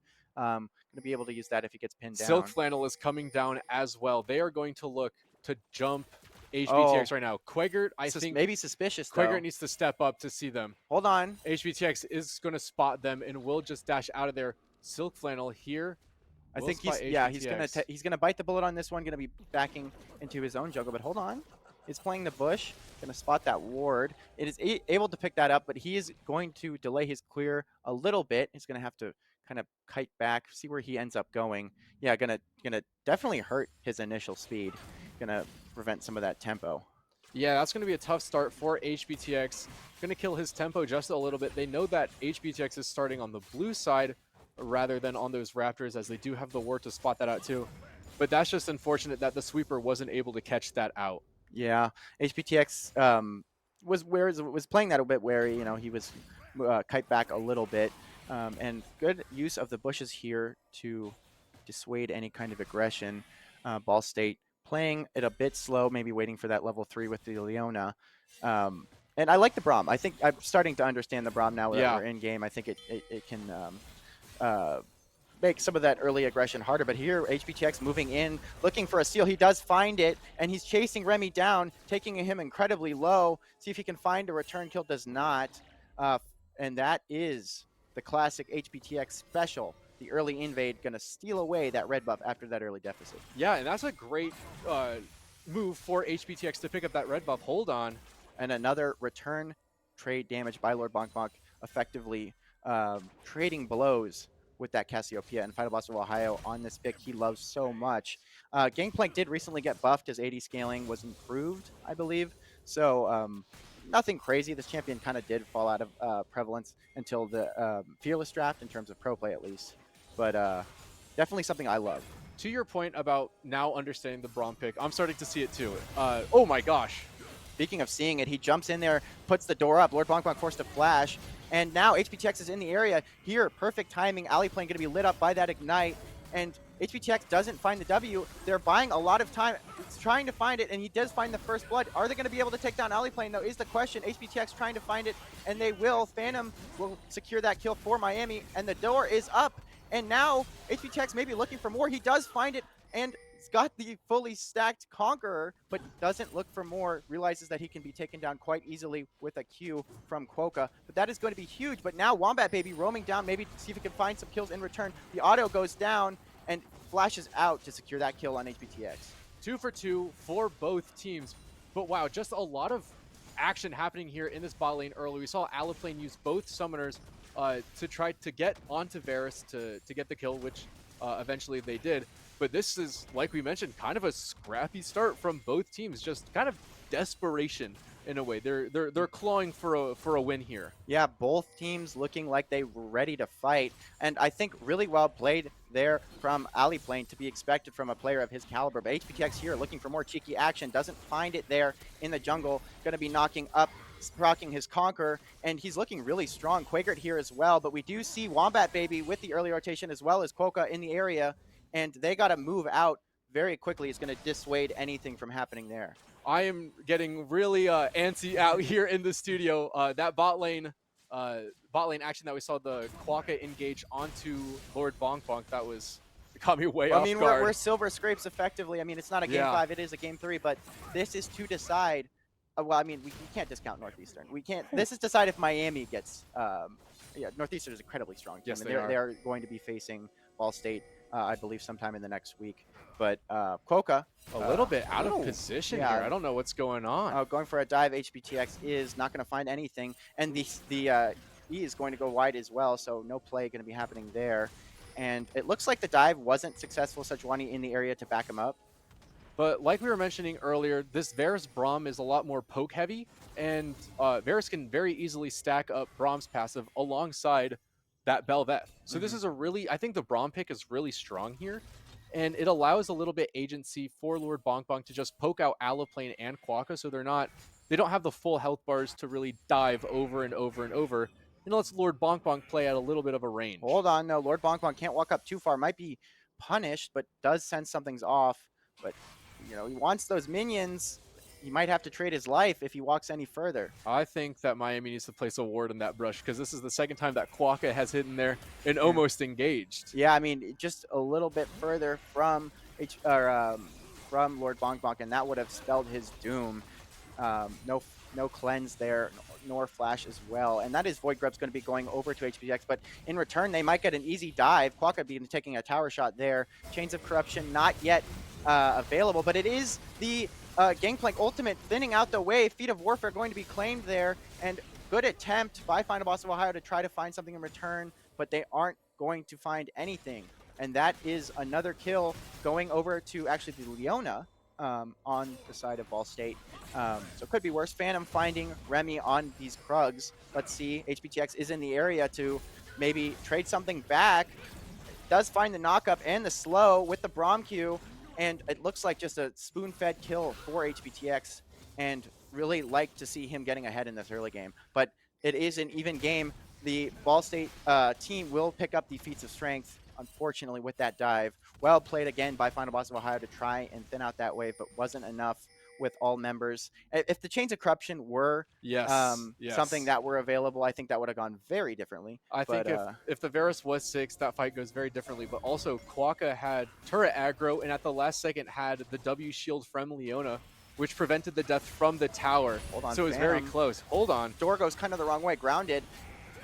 They're doing a lot of damage, and they do find the threshold to take out Phantom. His door was a little bit placed slightly ajar there, wasn't providing the best amount of protection, and that is not a kill that you want to give over. That's another kill to this cast. Building that Rod of Age is going to feel very annoying to deal with, especially once she starts to get even more items online. But hold on, Hex Flash being channeled, not finding anything onto Lord Bonk Bonk, playing safe, knowing Leona's still in the area. Yeah, and then we kind of knew that the bot side matchup was going to be something a little bit of a struggle going into this game, but I do want to say that Remy looks slightly uncomfortable on this Sejuani. Yeah, definitely not the ease of use that you see. I mean, Sejuani is a pretty easy champion, but in terms like of the way that you play out fights, I think it's a bit more on you and using your abilities well to facilitate for your team. And I think Ivern's more of like kind of shield and look the other way. But no, I think definitely maybe a little bit less comfort. Yeah, but with this Sejuani and this little bit of uncomfortability, HPTX is feeling really good on this Bel'Veth. Yeah, Two kills pretty early into the game, has a lot of agency to roam around. to invade like we're Yeah, seeing. and this Bel'Veth is only going to get stronger as the game progresses. Yeah, HPTX taking these small leads, these small invades, and making it so he is just going to be such a threat in these 2v2s, these 1v1s, and even in these team fights. Wombat Baby not having the same ability to contest a lot of these invades and just make sure that Remy is able to remain unscathed. And meanwhile, Gangplank, you know, treating this pretty evenly and going to have so much agency with that cannon barrage like we saw in the bot lane, just being able to impact the map in ways that don't require him to leave his lane. Like we said, Cannon Barrage going to slow up Blast or Silk here in the mid lane. He's going to be knocked up, and the flash is going to be expended. Final Boss Ohio taken incredibly low and is just going to give the kill over. HPTX does not want to dive in there, is get caught by the tail end of that solar flare, and let's see if he can get out. Oh, dodges that effectively, but he's going to be ignited and taken down. A double kill, and what looked like a really great play for Miami ends in disaster. Wombat Baby did have a ward onto those Raptors when HPTX was taking them, signaling to the team, hey, HPTX is on the top side of the map right now. I think Silk Flannel kind of expected that to be happening, but that's both flashes for the top laner and the jungler for Miami University being burned. Meanwhile, Silk Flannel didn't have to use anything. So that's a really unfortunate turn of events because, the Jace did get a double kill there, and it sets the team back a little bit behind. Now, this game it's not cracked wide open like the last one is. It's a lot more even. It's a 1K gold deficit for the side of Miami 10 minutes in. So I think this game's going a little bit better for the Redhawks, but they still have a lot of ground to make up in this matchup. Quaker might be in trouble here. It's going to land, and he's pinned up against this wall. The shockwave going to be used, and he has backup in the area. Quokka taken incredibly low. HPX might want the fight, but they don't really know for sure. Phantom's still here. Quaker still has the support, but does not have the shockwave like we mentioned, used it earlier in that fight, and that is just going to dissuade any further aggression from Ball State. Yeah, Final Boss of Ohio in the river too, roaming down to provide some support, but Miami University really wants these last 3 grubs. That's going to be a great boon for that Bel'Veth. Yeah, and just thinking about it this way, if Ball State aren't able to pick those up, it's going to make it a lot harder for them to take these leads that they're getting in some of these team fights into more concrete towers. But Final Boss Ohio taking incredible amounts of damage. This Jace is just doing so much to grab Cryo. And then we see a flash Q, solar flare, and that is HPTX going to be taken down immediately. But lots of members low, but they are just prioritizing all the weak members of Miami in return. And Lord Bonk Bonk isn't able to grab much, but Quakered in the area doesn't have, I don't believe has the shockwave up. Wombat Baby taken low as well. And Jace just being a menace, hopping on to Quakered, is being able to space him out quite well. Ooh, and does find the return kill, I believe, with some burn. And that is a really great fight for Miami. I mean, pretty even. Does keep Ball State firmly ahead with those 3 kills, but does dissuade the further grubs from being taken. Lord Bonk Bonk wasn't there to start off the fight, but he comes in just in time, and Quaker uses the TP, and they clean up the house, not letting Ball State get...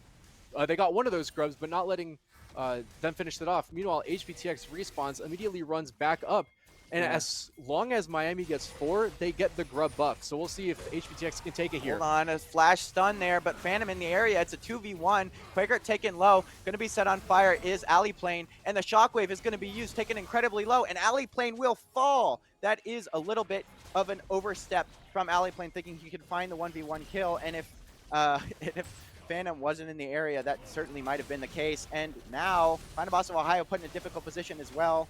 Going to have to kite back to his tower. This Jace is looking so annoying, but Miami picking up those 4 grabs like you mentioned. HPTX, yes, was able to pick up the 4 grubs, does have the true form of Bel'Veth right now, is going to get engaged upon.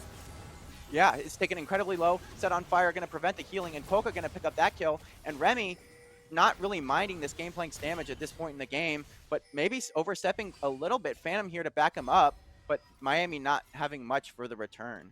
This is a bloodbath of a game. They're fighting around objectives, but I think both teams are just trying to find any inch in this game to take it a mile. It's really scrappy, really action-packed, and both teams are just looking for things to happen. Huge arrow from Lord Bongbong's going to take Remy low, and the ultimate from the Gangplank is going to finish him off. Yes, Miami trading back kills, but unfortunately are going to lose a bit on the map. I think Ali Plane being able to pretty comfortably farm, developing quite a significant CS advantage similar to what we saw on that Jinx. And I'm worried about what this Cassiopeia can provide towards the later stages of the game, but Miami showing a lot of signs of life, showing that they are not ready to go out like this and ready to equalize this game. Quagert looking aggressive, HPTX in the area, Ali Plane nowhere to go, and let's see, the grounding is pretty significant. The Shockwave going to be invested, going to be knocked up there. Quagert going in melee range, HPTX taken low as well, and now he might be in a bit of a pickle. He's going to have to dash out. He has that true form, dodging everything here, and Quagert playing bodyguard. HPTX going to knock up that Wombat baby as well, but now Quagert will fall in return. HPTX going to try and dissuade them from pushing this tower any further, but the rocket almost enough to take him down as well. It's a 1-for-1 for both teams, but HPTX was taken perilously low there, and maybe Quack is looking for more, but Remy's going to start up this dragon. It is 9-11 in kills, still a 1k gold lead. It's a lot closer, but Ball State has so much damage into all of these towers. Yeah. I think the bot lane tower is going to fall here in a second. Yeah, and that's going to, I think, be feet. Oh, hold on, Polka. What are we doing here? Hitting the blast gun, maybe a bit of a miss, but probably going to fall. And that's a bounty given over as well, I believe. Depends on who it goes to. Phantom is trying to stun him up. Does he really get out of that? Oh, HPTX maybe looking for a steal. Oh, no! Does get back into the pit, but is taken down by Wombat Baby. And Lord Bonk Bonk is also in a really perilous position.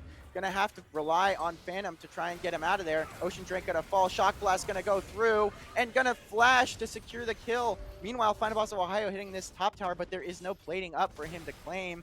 And that is the second Drake for Ball State, trying to make sure that they have some kind of late game insurance, besides the two carries that look like they're getting really ahead as well. I mean, 3, you could argue, with the Jace, doing just ludicrous amounts of damage. Not that, I mean, he still has the grass, but he's not that super kind of vegan tank Jace build that we had been seeing. Vegan tank Jace is crazy. Yeah, that's kind of what he'd been doing in pro play, and then that kind of got nerfed out of the game.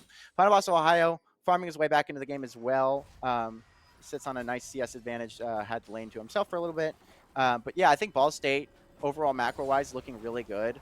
I think being able to pick up the objectives is kind of a consequence of the timing of the fights that Miami's looking to take HPTX. While he is finding a lot of kills and a lot of success with Quagert, kind of his partner in crime, I think it's come at the cost of bad death times, because he's really just kind of fallen when these crucial objectives are up. And that is going to enable Ball State to really just make some cheeky movements in order to stay ahead. Because while the gold lead and the kills may look relatively even, you know, once these Drakes start to stack up, these towers, it really becomes so much harder to play. Yeah, I think Quagert not being here, like you said, a fight always breaks out when Quagert has just backed. And not having the Shockwave or the Dissonance, which provides so much CC and so much damage, just really inhibits Miami's team fighting ability.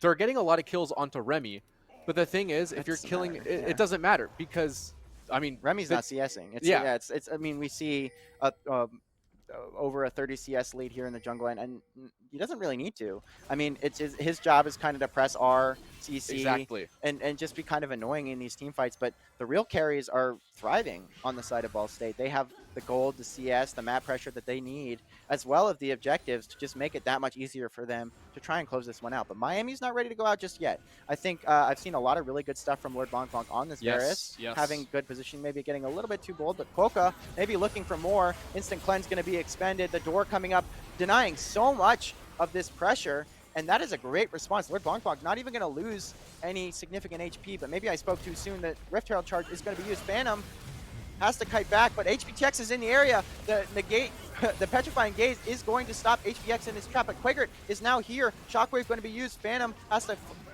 flash back, and now the Rift Herald is being piloted once again. Quokka has nowhere to go, but is going to knock up the Orianna and use it as a weapon.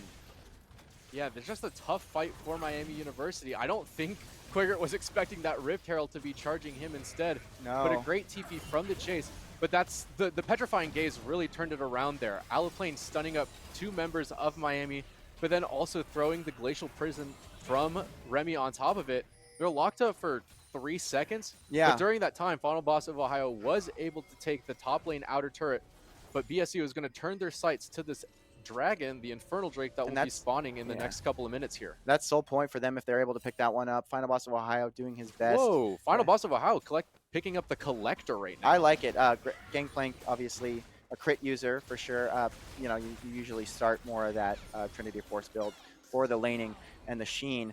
But I think I like Collector. I think it feels really great on a pick like Gangplank, and it helps with his barrel scaling as well. HPTX, like you said, looking sort of invisible, not at any fault of his own, but really just this Bel'Veth is so hard to pilot when you're constantly locked down, whether it be a ground, whether it be a petrifying gaze. And yeah, Miami gonna really have to find their way back into a game with somewhat of a good team fight here. Yeah, like you were saying, that Cassiopeia is just kind of an anti-Bel'Veth, just on a Machine, stick. yeah. Yeah. With the miasma, I believe the ability is called, lays correct. down a set of poison that Grounds. it grounds something, grounds a champion, which means that they cannot dash, flash, anything like that while they are standing in that area. And Bel'Veth is a champion, like you see, who relies so heavily on those dashes. But two members might need here. to use them here. Yeah, the dash going to be extended, just like you said. No grounding, thankfully. But now Miami kind of fighting blind. They have to be really careful. They have the control ward down, but I think Ball State isn't shying away from this. They're going to Ruinous Otacon is now on the table. Ball State may be looking towards that as well. Definitely in the driver's seat in terms of the prio in this game. But Final Boss of Ohio is in the area. Important note. But if this fight were to go badly, but it's really bad. Corky, meanwhile, pushing the side lanes, and Miami's using a lot just to be able to sit and maybe posture for a fight in this area. Final Boss of Ohio has forced to back to match him, but that is an inner going to be taken basically for free. Yeah, this Corky is just free farming the side lanes, was able to push up and take the inner top lane tower, almost pushed to the inhibitor, but it's just going to TP mid to, I think, just provide a little bit of damage for this Drake. But yeah, HPTX can't find a way in here. He's just going to run into the Quirky pretty much immediately, and the Flash Glacial Prison is going to take him down. Final Boss of Ohio in the midst of everything. That is not what you want. Meanwhile, the Solar Flare going to come in and allow them to pick up 2 kills, and that is not at all what you'd want from Miami. They're sacrificing all those members for not even a chance to steal the Drake. Yeah, and that was pretty disjointed. An unfortunate timer again where Phantom wasn't there at all. Didn't have any of that CC from the Braum passive or from his ultimate to knock up any members from Ball State University. And that just gave them a lot of time to just,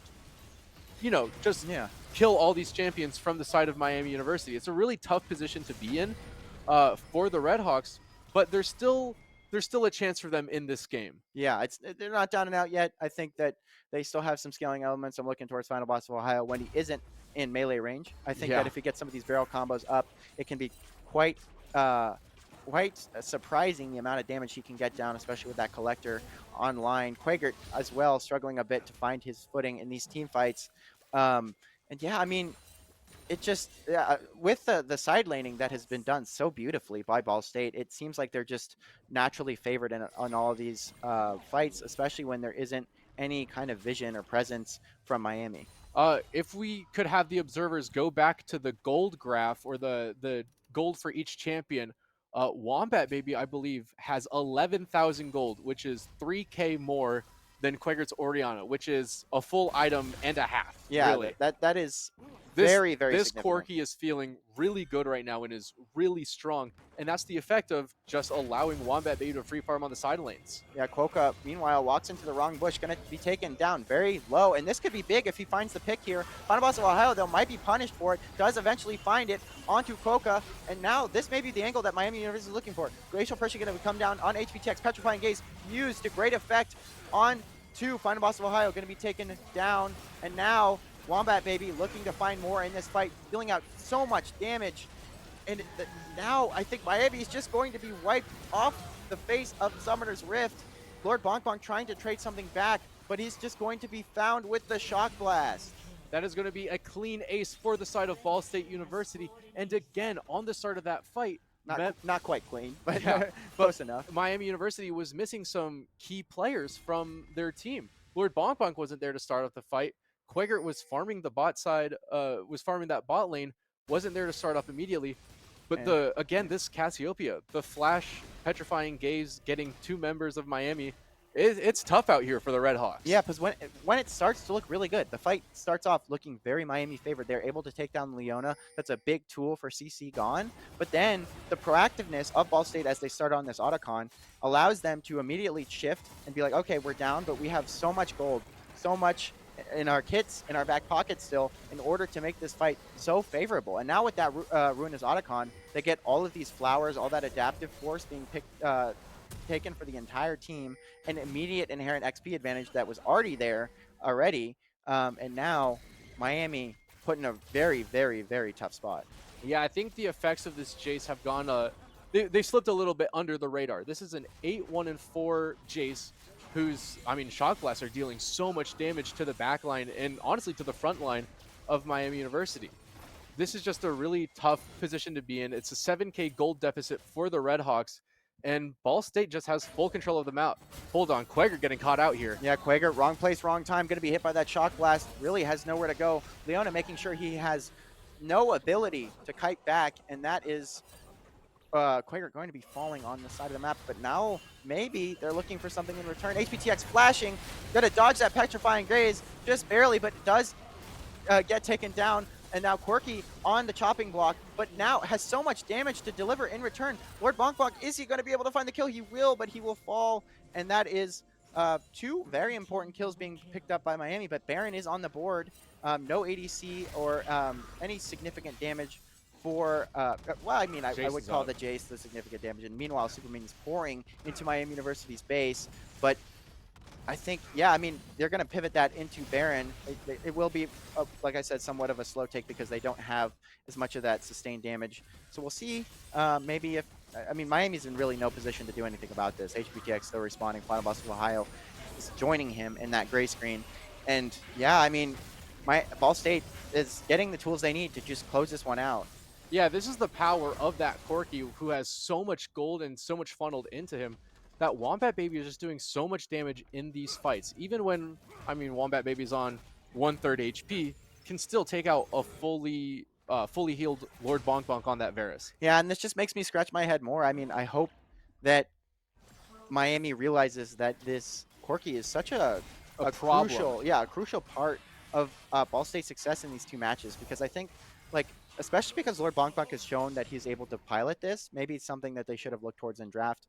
I mentioned that at the start of the game, but you know, hindsight's 2020. And all things considered, Miami looking really good in this game compared to their game 2 performance. Quagert gonna use the Fog of War to back, but I think is going to be spotted here, maybe taken down, grounded, nowhere to go. HBTX, not really the fight you want to take. You don't have your Orianna, and he's just going to be locked down. Final Boss of Ohio not being able to provide much in terms of trading back. Wombat Baby with the consistent damage is going to take him down as well, and now Miami is being wiped, and that will be game, I imagine. Yeah, I'd assume right now they are 5 members strong. They have Baron buff. They have super minions pouring into the base.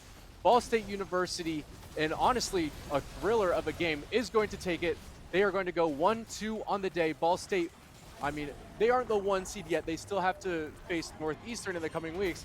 But Miami University takes their first loss of the season and their last regular season match. They move to 11-1.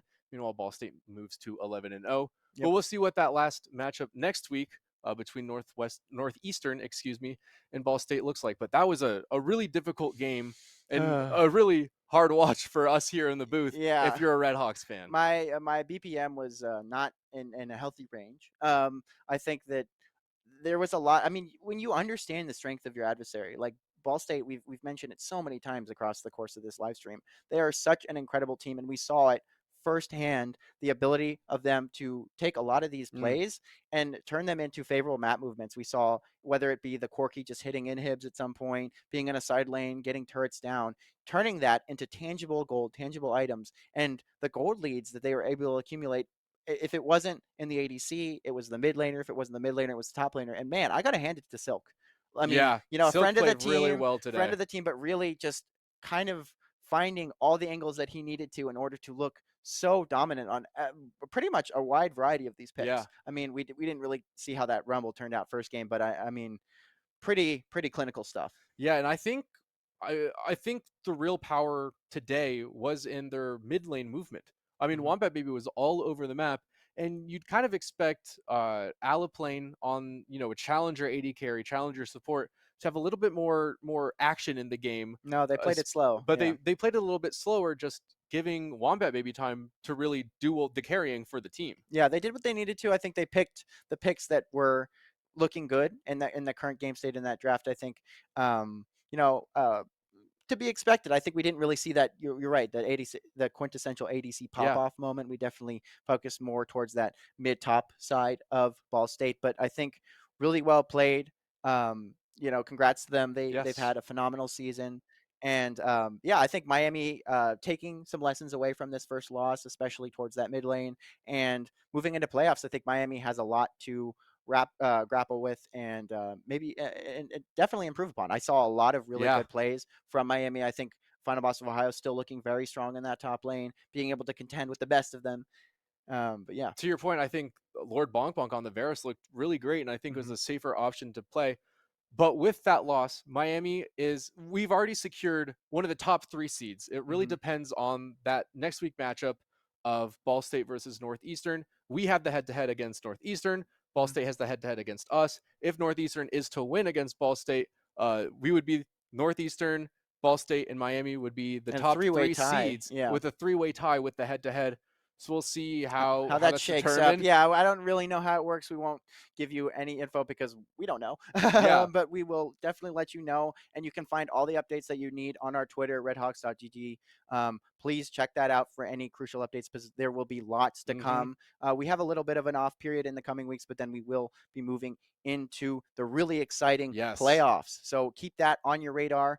And, this has been a thriller. I've been David Lee Doc O'Connor, It's been Isaac Rhythm Arredondo. Yeah. and we'll be back with more League of Legends soon.